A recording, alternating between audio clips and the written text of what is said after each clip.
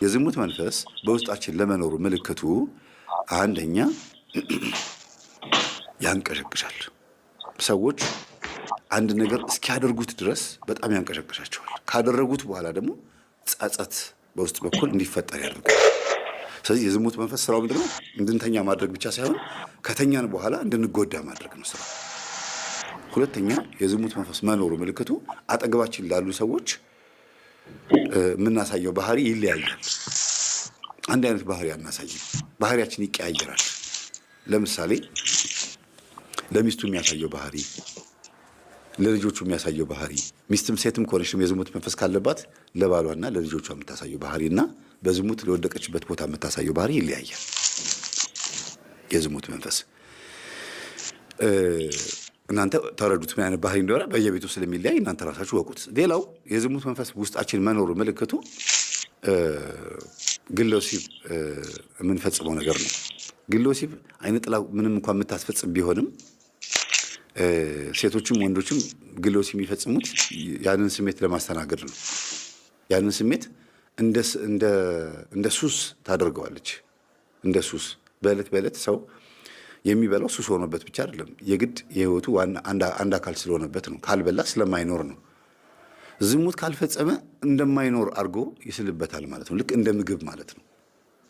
ዝሙት ካልፈጸመ ደስ እንዳይለው አድርጎ ይሰራበታል ወይም ይሰራባታል መንፈሱ ማለት ነውና ይሄንን ስሜት የምታስተናግዱ ከሆነ ከዚህ ስሜት መላቀቅ ካቃታችሁ መንፈሱ አለ ማለት ነው። ሀቢት ወይም ድግግሞሹ ተርኒንግ ፖይንቱ እዛው ላይ የሚጠላችሁ ከሆነ አሁንም እንድታደርጉት የሚጋብዛችሁ ከሆነ በትክክል መንፈሱ አለ።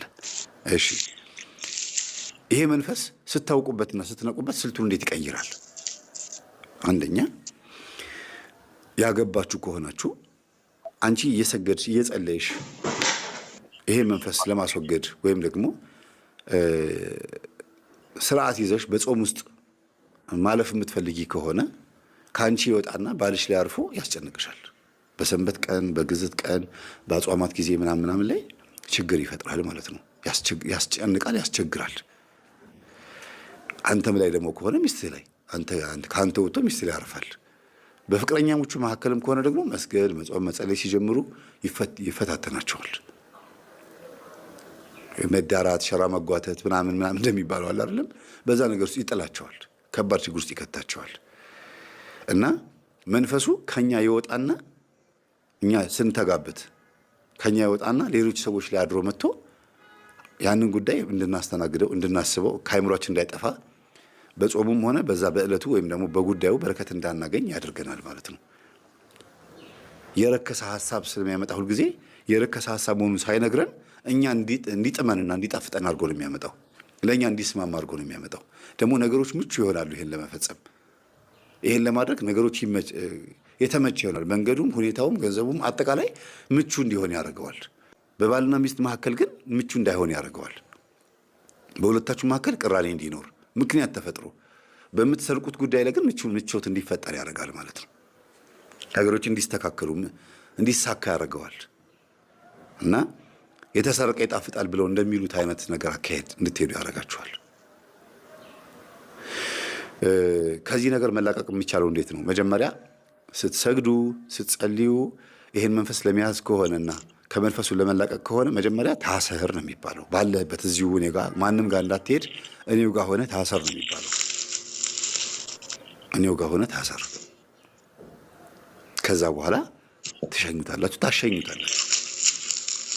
ወደ ሌላ ሰው እንዳይሄድ እናንተው ጋር ሆኖ እንዲቀጣ ነው ማድረግ ያለባችሁ የመጀመሪያው።